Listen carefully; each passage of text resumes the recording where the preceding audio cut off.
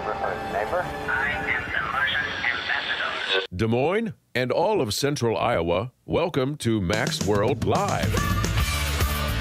Mac's World is your world. Every day we talk about the issues and topics that matter most to you. And as always, it's your voice we want to hear in Mac's World. So join the conversation by calling 515-244-0077. And now, here's the host of Mac's World Live, J. Michael McCoy. And I am Tamara Scott. I'm sitting in for Mac. Mac is out today. You know how it is. You wake up, you're feeling great, and then you realize you don't feel so great. So, let me see. That is my feedback. I had the computer on here in the studio. I couldn't figure out where that feedback was coming from. It was me. Mac is getting better. We're just going to trust that he's getting better and he'll be back tomorrow. So, as only God would rearrange or arrange or had it planned. I was telling someone just the other day, you know, God, the God who put the stars in the sky and called them by name. Think that through. If you get a chance, go outside and look in the beautiful sky sometime at night. Look at all of those stars. The God who put them in place called them by name. That same God has your day planned before you ever live it. Now, you have choices throughout that day. But he's already set things before you. He tells you to choose life, not choose death, to make good decisions and to be wise. But he cares about every detail of your day. I truly believe that. And no matter what it is that you're facing, as those of you who are driving home, as those of you who are maybe you're heading into the shift, you start the B shift of the day. Whatever you're heading through in your day, understand that God has uniquely designed the day. And if you'll turn to him, there's always a way out. It doesn't say it's trouble-free. It says he'll help you through it, and he'll provide a way out of it. And nothing hits you that has not, if you're a believer, nothing hits you that has not filtered through the hands of Jesus Christ as he holds you in that right hand. Think that through. So, I thank you for spending your time with us. I don't think it's a coincidence. I think you're supposed to hear whatever we have on the topic today. And today, joining me in studio is Wallace Henley. I'm going to show you a picture of the book for those of you who are watching on Webcast One Live, webcast1live.com. Jonathan Sandys, am I saying that right? Sands. And Wallace Henley have written a book called God and Churchill, how the great leader's sense of divine destiny changed his troubled world and offers hope for ours. This is exciting because a lot of you know, many of us took a tour last November from Iowa, several of us. David Lane, who has brought together the Pastors and Pews Conference that's happening right now in Des Moines. He also arranges, sets up, facilitates the prayer calls that are taking place across the nation. Remember, Perry had one in 2011. Jindal had one in January of this year. South Carolina had one, which, by the way, remember, ended up bringing all the pastors of that state together, not all of them, but a good number of them together just days before a gunman would shoot several in a church. And they believe, and I believe, that it was that gathering that allowed those pastors to already have a network in place, that when they needed to come back together and minister to the hurting community, they could do so. And that's why we don't think there was any violence there. They already had that network in place. God knew, as we were talking about earlier, God knew. There are no surprises on his day calendar. Not that it won't be a tough day just the same, but he's got a way and a plan for you if you'll take it. So that South Carolina, then there was a prayer response in North Carolina, and then just 2 weeks ago in Florida. And I'm telling you, I have gotten to attend some of these, and they are remarkable. In Florida, the Spirit was just incredible. The Holy Spirit was just permeating this convention center, and it was just phenomenal to just walk through it and get to be a part of it. So David Lane, the American Renewal Project, and this time a new speaker is joining us, Wallace Henley, who I had not met till last night. Nice to meet you. It's a real pleasure to be with you. Thank you. Thank you for taking time out to join us today in studio. So the book I'm holding, God and Churchill, were you always a fan of Churchill? Well, it's kind of an interesting story, talking about God putting you in the right place at the right time. When I was 29 years old, I became an aide to President Nixon in the White House. I'd been a journalist. I'd covered the Civil Rights Revolution down in Alabama as one of the editors at the Birmingham News. And through that relationship, became an aide to the president. I went to England to visit, do some work. And as I was walking around Buckingham Palace and some of the other great places you've been, something in me just kept saying, there's more here than meets the eye. I would watch the changing of the guard. And as a young man, I was already thinking so much about the dynamics of nations. I was in the White House. I was watching all of this unfold at a very young age. And I became obsessed with Churchill to the extent that I even have had and still have a Churchill room in my house where I have some of his books and photos and things of that sort. And then one day, 2 years ago, I'm 74 years old now. 2 years ago, his great-grandson came to me and through a mutual relationship and said, I've been very far from the Lord, but I came to America to make some speeches about my great-grandfather, and I've come to the conclusion that the only explanation for my great-grandfather is God. He survived when he shouldn't have. Right. He was brought to power when he was out of favor with everyone, including the king. And yet he became prime minister. He knew at 16 that he was headed for this kind of destiny. So he said, it's only God. So at any rate, my co-author, Jonathan Sands, came back to the Lord. I actually baptized him because now I'm a pastor. And so it's kind of an interesting story how all this came about. From the White House to God's house. You're Yeah. making me tear up. This is what I don't like about having a camera in studio because I get moved very easily on some of these things when you could just feel that God is in the story. He's in the story. And so this Jonathan Sands is Churchill's great-grandson. Great-grandson. And he's 40 years old, so his great-grandfather was already deceased when he came into the world. And by the way, when I had that kind of epiphany in England, it was 1971, so it was 3 years before Jonathan was even born. And yet God was orchestrating this. And when he asked me to do this, Churchill said when he became prime minister, he said, I felt as if my whole life was a preparation for this moment. Right. In a way, I felt my whole life was a preparation because he needed someone who knew government, who could write about politics, but also who knew theology and who studied worldview. Well, I'd been teaching worldview at Belhaven University. And what year would that have been? When we came together? When you were teaching worldview? What Oh, this has been within the last 3 or 4 years, until Okay. last year. Okay. Yeah. Okay. And so I've been teaching worldview studies for many years and writing about them. I write in the Christian Post, I write a column called Critical Confluences, which deals with the confluence of biblical revelation, the biblical worldview, and current events. And so it was a team that was made in heaven. Jonathan's a historian, like his great-grandfather. So he did all the history work, and the Lord allowed me just to kind of blend it together.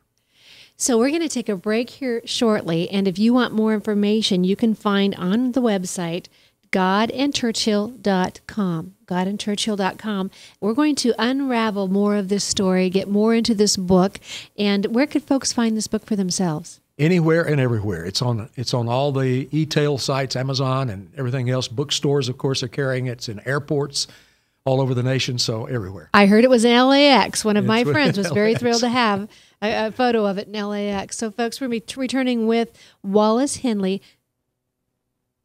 Oh, I'm on my time schedule. Ryan just caught me. Thank you. That's why we have you behind the glass, so he can't hit me when I do things like this. I'm on my schedule, and I'm going to take a break, but we can't take a break yet. We have 3 more minutes. So thank you, Ryan, so much for catching me. So, all right. Are you I have a question. Frank's in studio. Frank with the verse. It's my belief that God sets leaders up and God takes leaders out. I think Churchill was a leader for his time.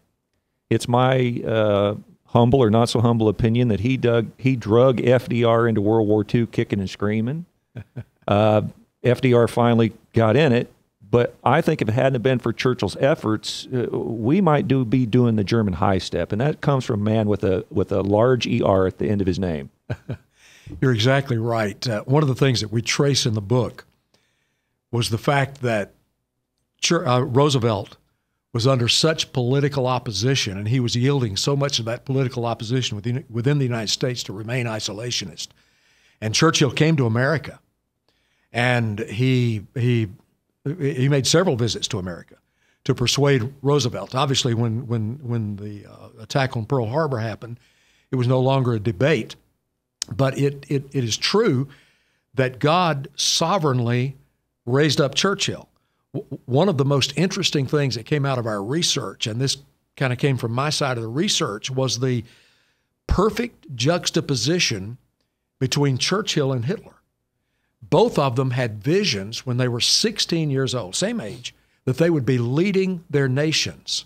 And we describe this in the book. Churchill, this happened to him in 1891, and Hitler was several years later.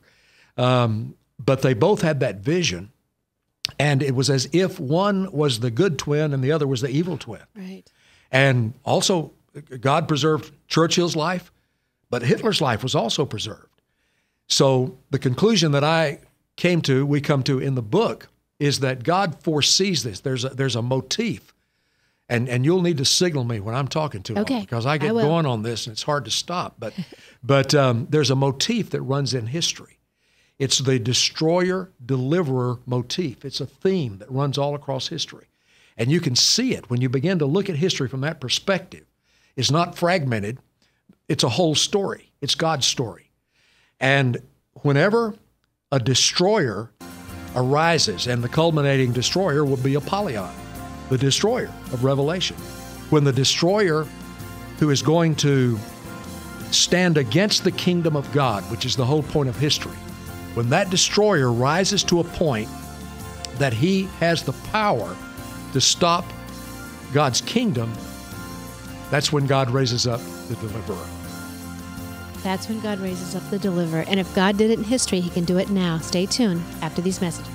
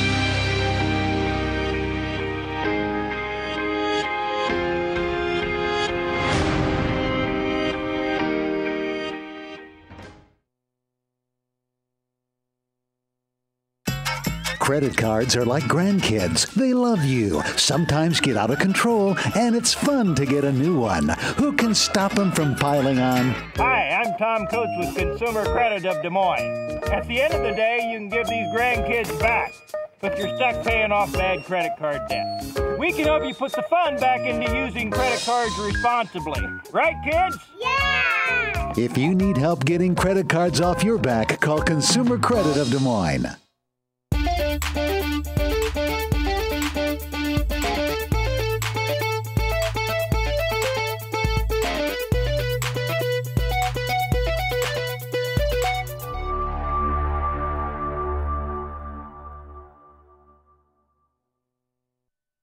Hi, my name is David Burrier, your Hope Coach.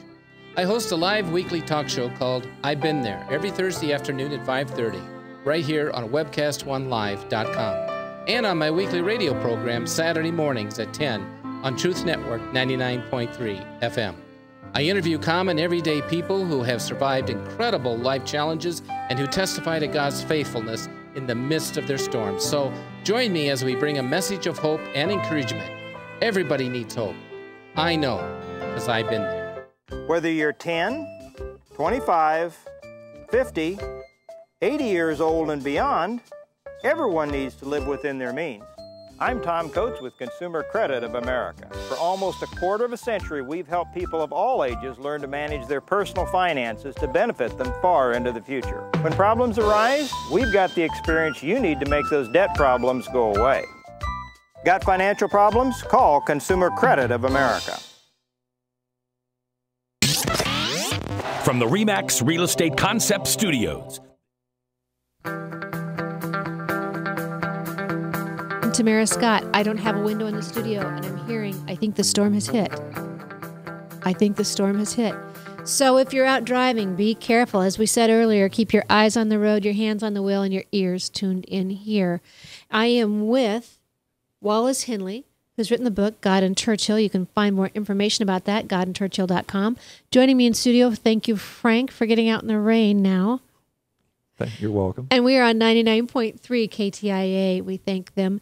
And sitting in for Mac as he gets better on Mac's World Live. So as you're driving home, do keep your eyes open and be really careful in that driving rain. We're talking about God and Churchill, and I just had the honor. And so this is what God is so good, because he knows that some people can sit down and read a book and it's there, right? I need the object lesson. I need I need to touch, see, and feel it. And so God let me, in all these circumstances, go with David Lane and the group last year to tour Churchill's home, the mansion, beautiful mansion that it was, and the bunker, the green painted walls, the basement where he stayed during World War II. Think that through. We were just talking about Hillary Clinton, who wouldn't even stay in the office when Benghazi was under siege.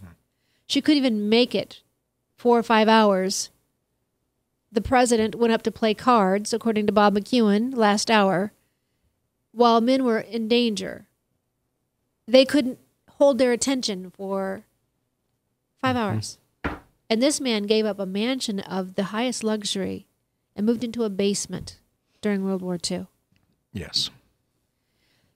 All right, so what would have happened if he would not have fulfilled his role? You say he felt called to this. You say he had the vision at 16. There are a lot of people out there driving their cars right now to jobs they don't like, to things they don't want to do, who probably have visions and calls on their life who aren't doing them. Churchill, my co-author, who is his great-grandson and who knows the family story intimately, he says, Wallace, the key to Churchill was his availability, his humility, the fact that he sensed that he believed in what some theologians would call providential history, that God providentially is directing this whole thing, allowing us freedom.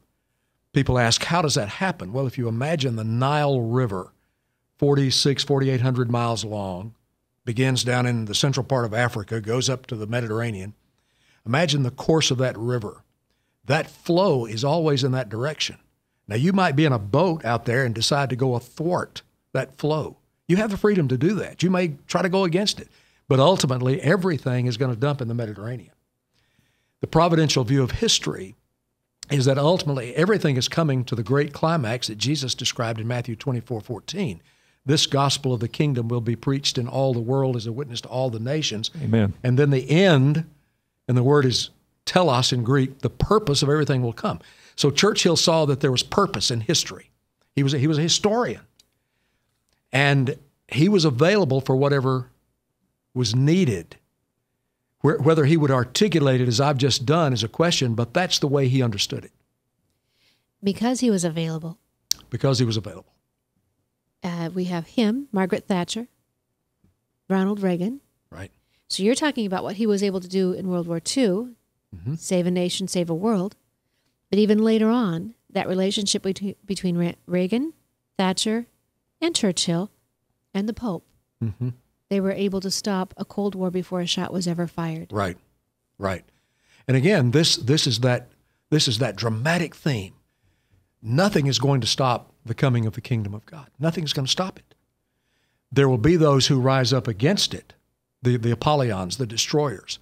But God sees this all the way through history. This is why God and Churchill, our book, is a book of hope.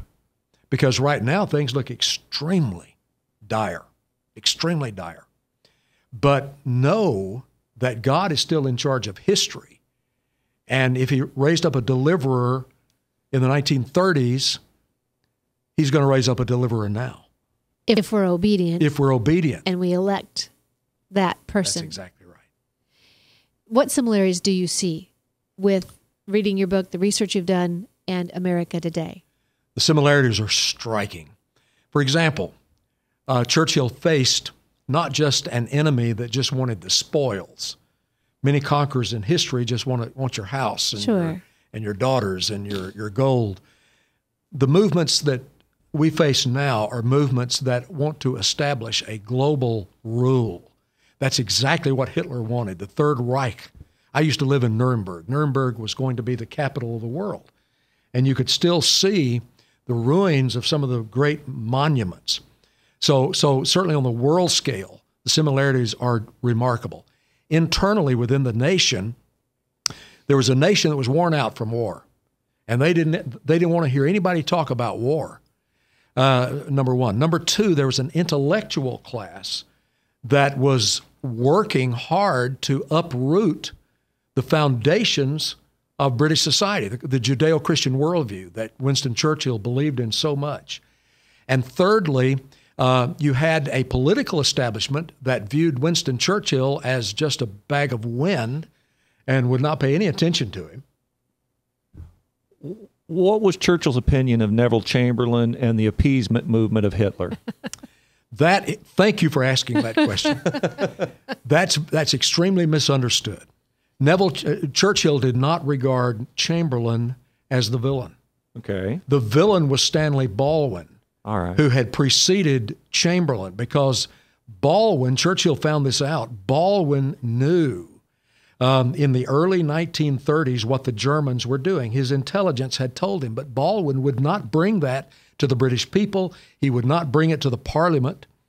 And so Churchill felt that Chamberlain had inherited that situation and was trying to do the best he could in the context of that.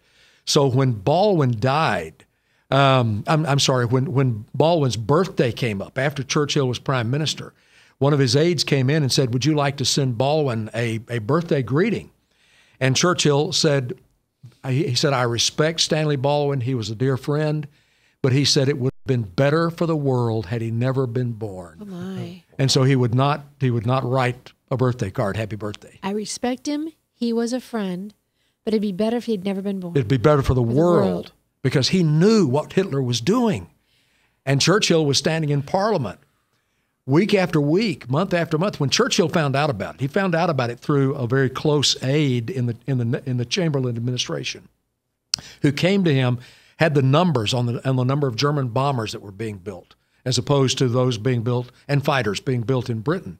And so Churchill had those numbers, and that's what propelled him to go into Parliament and to begin to cry out. This was in 1933, 1934. Hitler comes to power in 1933. And so Churchill is waving the flag. Baldwin had known that.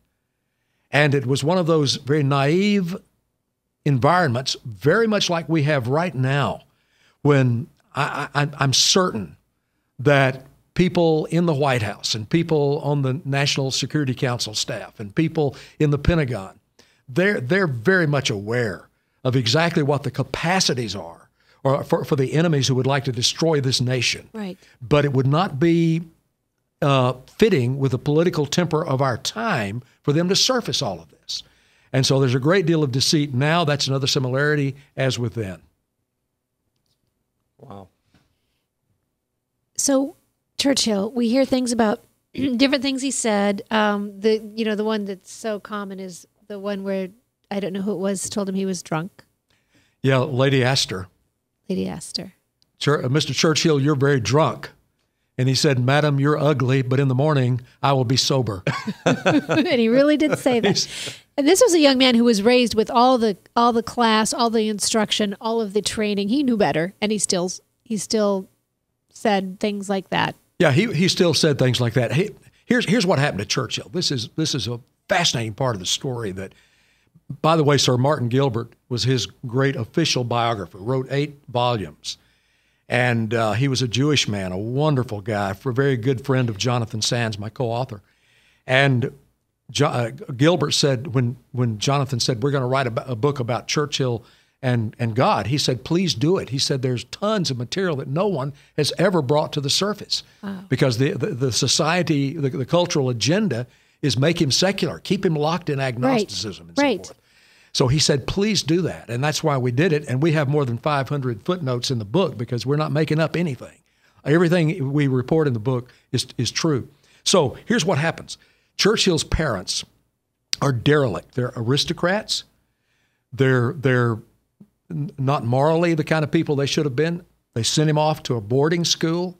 Thank God he was not raised under their influence. Because you talked about how God gets us to places, because of the sorrow that he experienced by the rejection of his parents. Right. The person who formed his life was his nanny, Elizabeth Everest, who was a committed Christian and who loved the King James Bible and pumped that into that child's mind. I didn't know that. I knew his nanny. I knew he was very close to his nanny. Yes. But I didn't realize that she was the Christian influence. Her picture was on his bedside table when he died at 90. I did know that. Yeah. So you're listening to KTIA 99.3 FM. You can tune in as well on the Webcast One Live, and then you can see all of us in the studio if you'd like. Frank is eager. You love the guest I've brought to you today, don't you? So obviously behind every good Christian man is a strong motherly influence. You know, I believe that to be true. I came from a dysfunctional home. My father left when I was 10. My mother knew that I had to be raised with a lot of men. I needed a lot of men in my life. She had that instinctive knowledge, and because she loved the Lord, she raised me in the church. And I left for a season of my life. I was in a time of rebellion for 7 years, and I told somebody one time, I'll never be a pastor. And this was in the White House. God just loves it when we say that. He just laughs. This lady said, "Aren't you an ordained minister?" We're standing there in the White House, and I said, "Oh no, I will never do that." And now I'm pastoring a church with 70,000 members. So God has a wonderful sense of humor. The same thing was true with Churchill. God used him mightily, despite the kinds of circumstances he was raised in. Yeah, I want to touch on that because for every parent out there who's thinking, "Gosh, his parents sent him away and God filled in the void," don't be thinking God's going to fill in the void. All right? That's your job, and no one can do it better than you. And God uniquely designed your children for you. No one can teach them better than you can. I know in America we tend to think that the experts now can do it and that public education is where we should send them. I'm telling you, no, it's not. It's dangerous. Look at those institutional indoctrination centers. They look just like jailhouses with fences around them. You have to have a visitor's pass to go visit your own child. I'm warning you, do not wait for somebody else to raise your child. You mean it's not a village? You know, when she wrote that book, okay, so here's a confession right here in front of you and the world and everybody. When she wrote that book, It Takes a Village to Raise a Child, mm-hmm.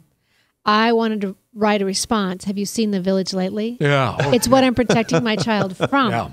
And I didn't do it. I thought, I'm not a journalist. That's not where my degree is. I was writing for a newspaper at the time. Mm-hmm. I was a journalist, but I'm thinking, I can't write a book. And that was my disobedience. I should have written that book. Well, Tamara, something is just rising up in me right now, and maybe it's one of those Holy Spirit moments, because I really sense that there may be a single mom listening to us right now or watching who is very discouraged.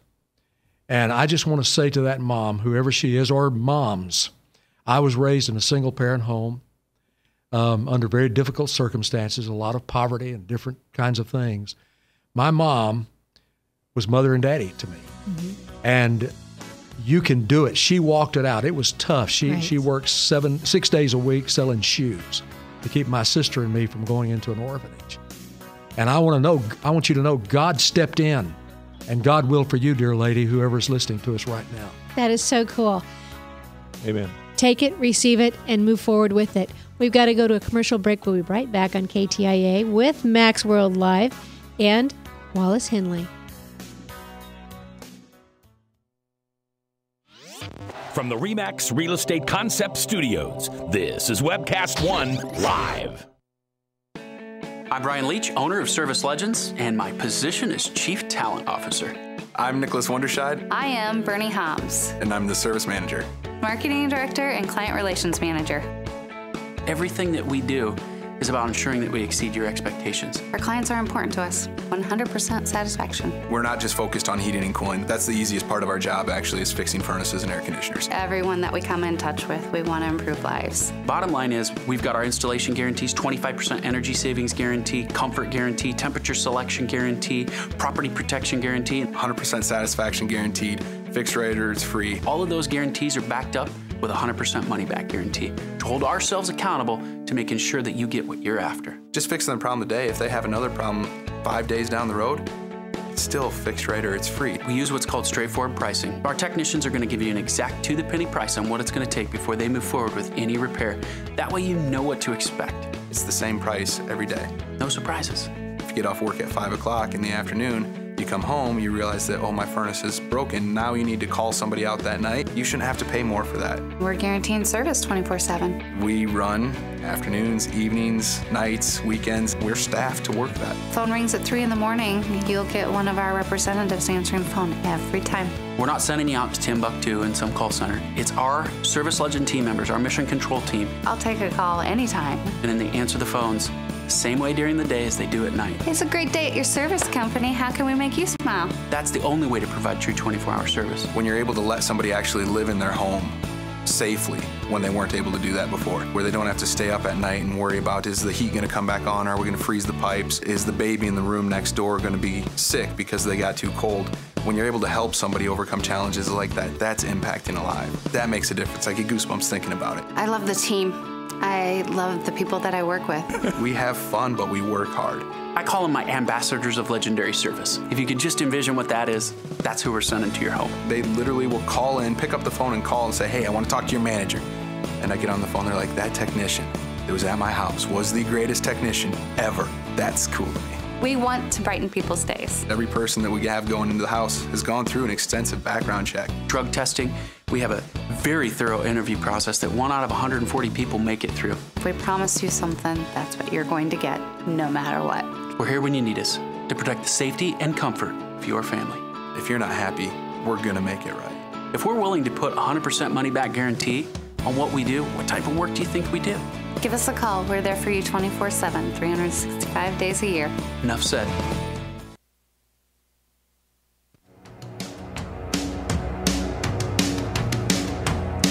And it doesn't sound like it's raining out there anymore, but it may be. I don't know. I don't have a window. So just like, life, sometimes you can't see exactly what you need to know. I'll just have to trust until I get out there for myself. We were just talking, and I am with Wallace Henley. We're talking about the book that he co-authored, God and Churchill. He co-authored it with Churchill's great-grandson. How cool is that? Before we went off air or off the break, he mentioned to some lady out there that, and it could be many of you, there could be several moms out there, and there could be some single dads at this point as well. There are too many of you doing it alone, unfortunately. That God will provide that help for you if you call, and I do believe that to be absolutely true. You are listening to Mac's World Live. Mac is not here, but he is alive. He's just not here. I'm Tamara Scott, sitting in for him until he's better and back, hopefully tomorrow. You're listening to KTIA and Webcast One Live Studios. Writing the book, what else did you find that surprised you? Well, one of the most delightful things that I discovered was how Churchill viewed the inspiration of the Bible. I knew from my reading, and like I say, I have a small library of Churchill books. I knew from my reading that he loved the Bible and quoted it often. But for many years, I thought, well, maybe that's just a political platitude, like so many do. But Churchill wrote a very revealing essay on Moses. Now, one of the things that happens in the secular world is that those who are so passionate about it want to keep everybody secular. So consequently, Churchill went through a period of agnosticism. Everybody wants to leave him frozen there.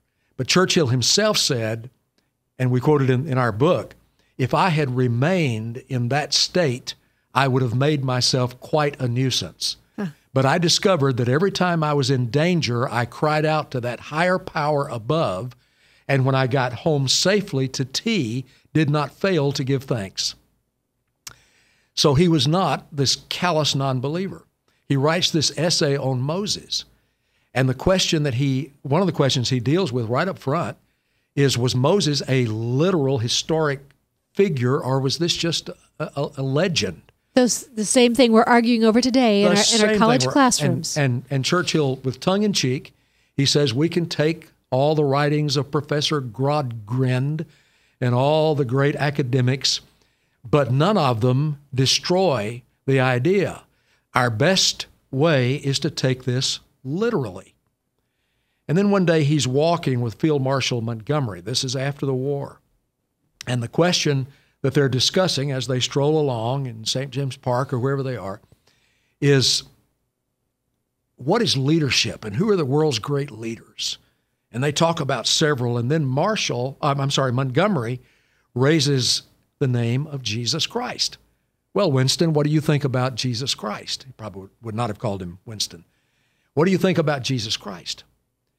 Churchill answers, Jesus Christ was unsurpassed in his ability to save sinners. So he's making three very important confessions. Number one, that Jesus was indeed a historical figure. Yes. Number two, that there was a quality of his life, there was some nature of his being that equipped him to be the Savior of the world. And number three, that his atonement on the cross accomplished that salvation. And then we say in the book, we'll let the reader, after you've read 280 pages, we'll let the reader decide whether you think Churchill was a committed Christian. We know that he had a profoundly Christian worldview. And we spend two chapters talking about why he said that the Sermon on the Mount is the mountaintop of ethics, of all ethics. And we spend a couple of chapters on that. And then we talk about Hitler's worldview and the worldview of Nazism and what Churchill saw when he looked at Hitler. And Churchill was evaluating history against his understanding of the kingdom of God and the Sermon on the Mount. So you're a worldview teacher. Yes. You see what's happening on the college campuses today. What's the greatest threat we have here today? Because he was arguing Jesus Christ in his day. We're still arguing it today. Mm-hmm. What's the threat, the biggest threat you see, and what do we need to be doing? Samuel Huntington, who was a professor at Harvard University, and in my judgment, one of the great intellects of the 20th century. He wrote the book of The Clash of Civilizations. He wrote another book, Who Are We? And Professor Huntington decided to risk the criticism of the whole academic community in writing that book. He said, we have lost our sense of identity. He said, we must acknowledge the fact that we began as a Judeo-Christian nation. And he said, and he even gets to right down to it, he says it was a Protestant Christianity that brought about the kind of order that we began with. He says we've lost that identity. And he says that when a nation does not know, here's the danger. When a nation does not know who it is, it does not know what its interests are. So you take that to the negotiating table with Iran. Right. Iran has a profound sense of identity. They know who they are. They know why they're present in history, according to their worldview. They understand this. We take John Kerry, who said, this is a quote, people today don't want to live by something that was written down 2,000 years ago. Right. And we take that worldview to that negotiating table where we have no sense of identity. We have our identity, well, we're multicultural. Well, the only problem with that is, yes, we were multicultural in the early part of the 20th century, but there was a consensus around the fundamental worldview. Right. When that consensus began to break down. Now, let's talk about that for just a moment. There are 4 entities or institutions that define consensus. They confine the national values. Number one, and the order has changed from the time that I started talking about this because the influence of these institutions have changed. Number one is the entertainment industry, or establishment, I should say. The entertainment establishment. Number two is the information establishment. I'm talking about Silicon Valley. I'm talking about those who run Google. I'm talking about those kinds of information media. They can very subtly impact our consensus by what they put prominent Right. in the media that we access. Number 3 is the academic establishment, the state, primarily the state institutions. Number 4 is the political establishment. If we were doing this interview in the build-up to the Revolutionary War, we would have said that the only values regime, this is what another group of scholars call this, the only values regime is the pulpit. It is internet, it is newspaper, it is television, it is the pulpit. But in our culture, this group of institutions now determine the consensus. The consensus is homosexual marriage. The consensus is sex as recreation. And all of these are promulgated by all of these agencies and then protected by that political establishment. And the problem isn't that it used to be the pulpit. We're not saying that we should only hear the pulpits. It's that we've taken out the truth that came from behind the pulpit. The pulpit shaped that worldview. It shaped it, and we've taken out the truth. And used to there was truth in education, truth in the information age, truth in academia, and we've taken that out. We've lost that go. Right. Our college campuses and universities used to be a place of learning and exchanging of ideas, but they've been hijacked by the left and turned into a groupthink, political correctness. How do we take back our college campuses, our media, our churches? How do we take this back as Christians? And before you go, we have just 20 seconds, so let me just close us out for this break. You're listening to KTIA 99.3 and Webcast One Live Studios. It's Tamara Scott filling in for J. Michael McCoy, who will be back tomorrow. But stay tuned. We'll come right back with this question that Frank has just asked, how we're going to change it, take it back, restore this nation. And it does have to come through the academic systems as well. I think once we get those fixed.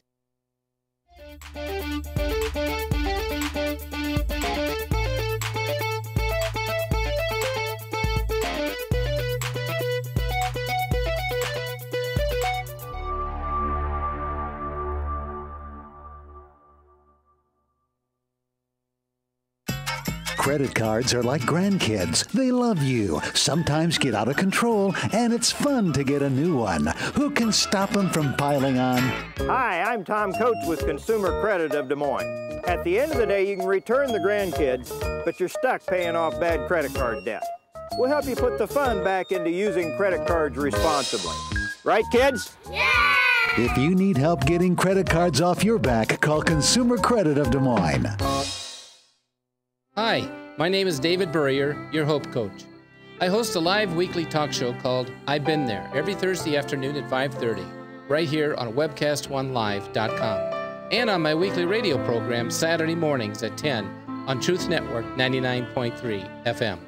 I interview common everyday people who have survived incredible life challenges and who testify to God's faithfulness in the midst of their storms. So join me as we bring a message of hope and encouragement. Everybody needs hope. I know, because I've been there. Whether you're 10, 25, 50, 80 years old and beyond, everyone needs to live within their means.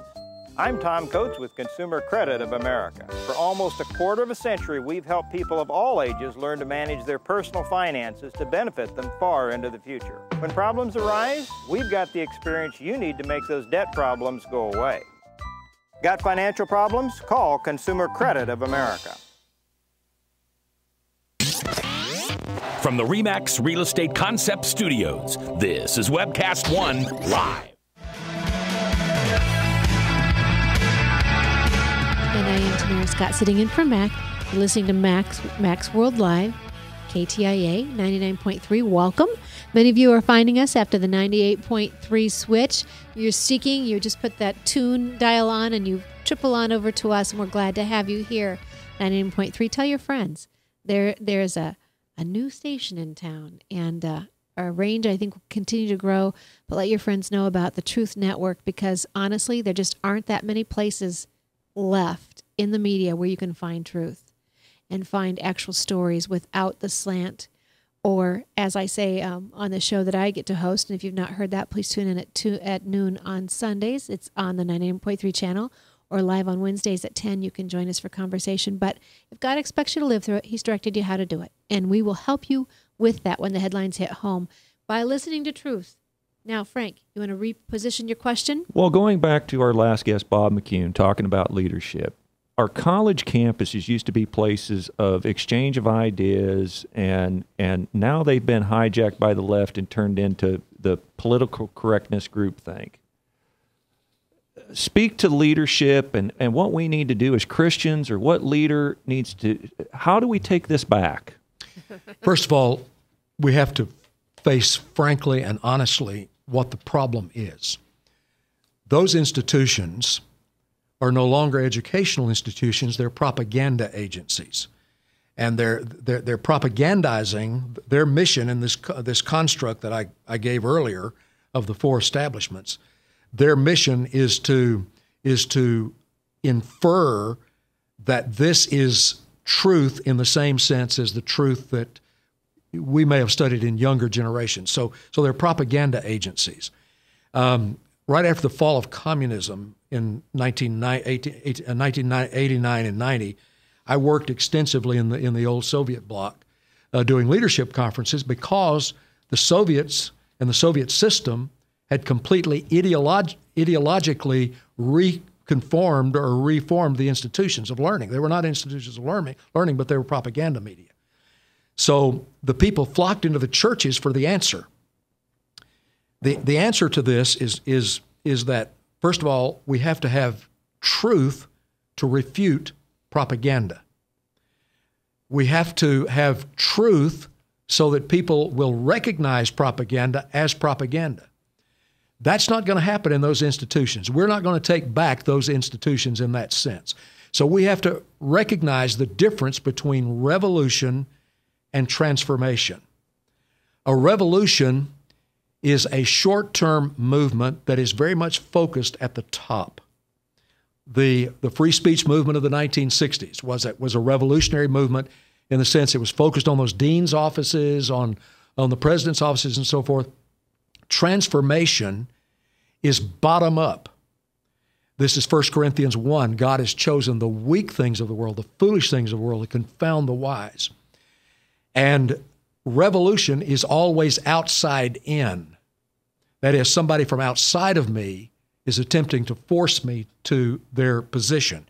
It works through four techniques: manipulation, intimidation, threats, condemnation, and domination. Those are the four means by which the communists were able to set up their community structures. Transformation is inside out. So when I received Jesus Christ, it was revolutionary, but it was also transformational. This is the process of sanctification, which begins to renew my mind. It begins to renew my emotions. It begins to renew my volitional choices. So the answer to the issue is we start at the bottom. We start with the students. Every church ought to have a Worldview Institute. Hear, hear. I teach worldview.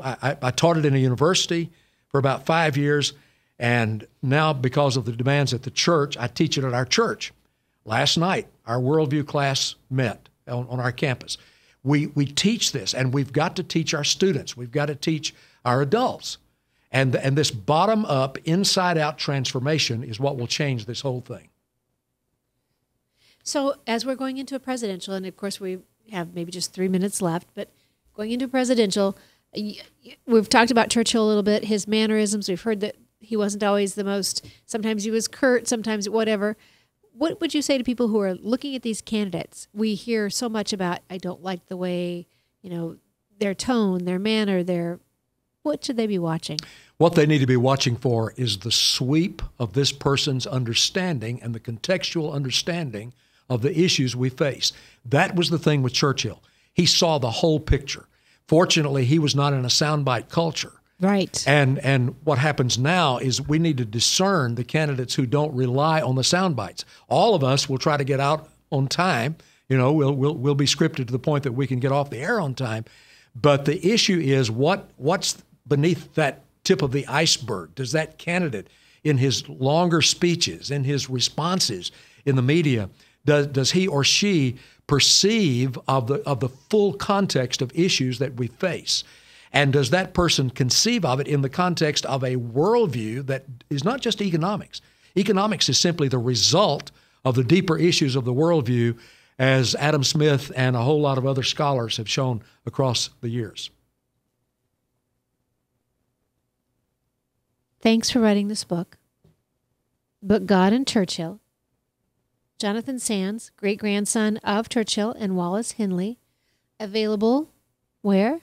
It's available on all of the e-tail sites, Amazon, Barnes & Noble, available in airports in 50 cities across the United States, all the bookstores, online, anywhere. Think there'll be a sequel? Yes, we're working on it right now. Oh, really? Yes. I didn't know that.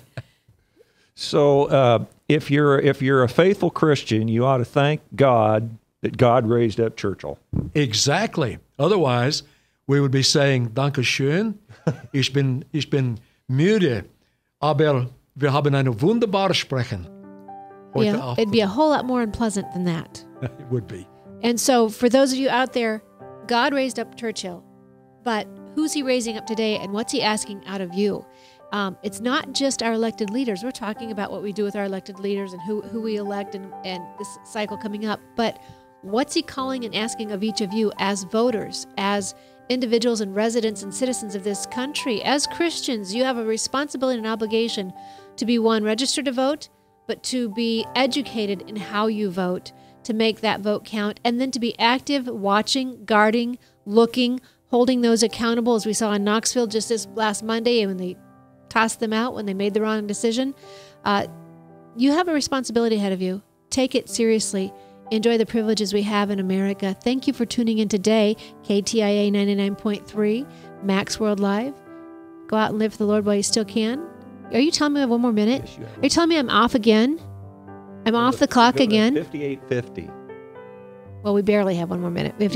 So you're confirming what my son says, that I'm chronologically challenged.